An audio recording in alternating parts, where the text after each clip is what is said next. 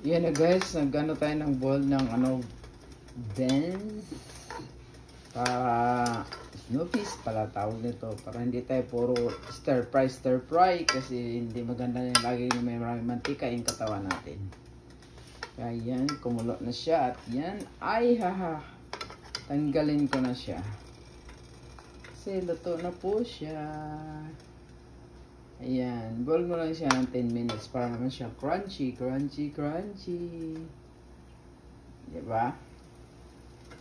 Healthy din siya pag lagi tayong kumakain araw-araw ng gulay.